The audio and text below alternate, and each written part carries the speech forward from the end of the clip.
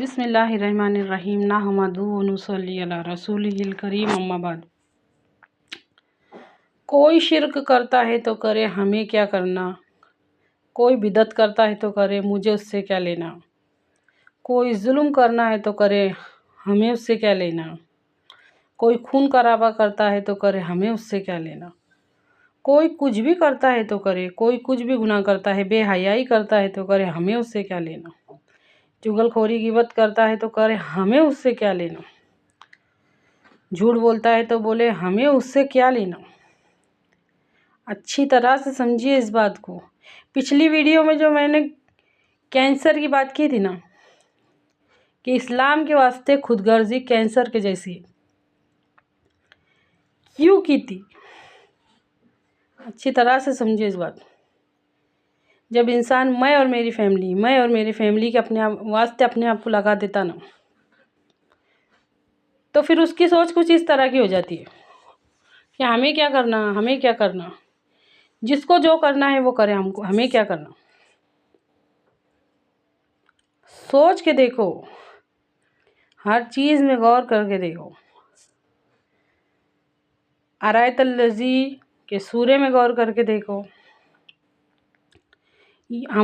ہمارے رب نے جو قرآن پاک میں ہم کو غریبوں کی، یتیموں کی مدد کے بارے میں کہا ہے، یہاں تک کہ مسافروں کی، محتاجوں کی، ہر کسی کی مدد کے واسطے کہا ہے، تو وہ کب ہوتا؟ جب دل میں ہمدردی کا اور دوسروں کے واسطے کچھ کرنے کا جذبہ رکھیں گے، جب ہوتا۔ اپنا دیکھنے والوں کو یہ بات بالکل سمجھ میں نہیں آئیں گی، ان کے ذہن کے سرکل میں یہ بات بیٹھ ہی نہیں سکتی۔ میں نے جو پچھلی ویڈیو میں کہا تھا نا کہ اسلام کے واسطے خود غرضی کینسر کے جیسی۔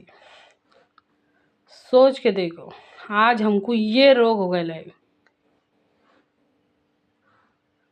ہماری آنکھیں دیکھتی تو صحیح لیکن اسلام کے واسطے کام نہیں کر رہی، کان سنتے تو صحیح پر دین اسلام کے واسطے کام نہیں کر رہے، ہاتھ پاؤں ہڈے چل رہے تو صحیح لیکن وہ صرف دنیا کے واسطے ہو گئے، اللہ کے حکموں کے واسطے اور اللہ کے حکموں کو پھیلانے کے واسطے نہیں ہے۔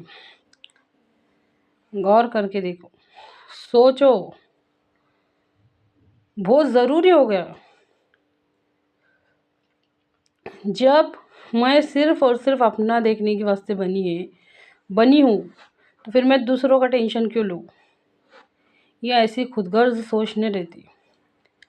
ہمارے نبی صلی اللہ علیہ وسلم کا ارشاد ہے کہ مومن مسلمان خیر خواہ رہتا ہے، ایک دوسرے کا ہمدرد دل رکھنے والے رہتے ہیں، ایک دوسرے کے بارے میں سوچنے والے۔ ایک مسلمان دوسرے مسلمان کا بھائی ہے، جو رحم نہیں کرتا اس پر رحم نہیں کیا جاتا۔ تم زمین والوں پہ رحم کرو، آسمان والا تم پہ رحم کرے گا۔ سوچو، سوچ کے دیکھو۔ اگر ہم ان سب حدیثوں میں غور کریں گے نا تو ہم کو سمجھ میں آئے گا کہ یہ تو خود غرض لوگوں کے واسطے ہے ہی نہیں۔ غور کرو، مظلوم کی بددعا سے بچو۔ جس سے ہمارے معاشرے میں اٹیچ ہے، خود غرض انسان دوسروں کے بارے میں کیوں سوچے گا؟ اے اللہ ہم کو سمجھنے کی، سمجھ کر عمل کرنے کی توفیق عطا فرما۔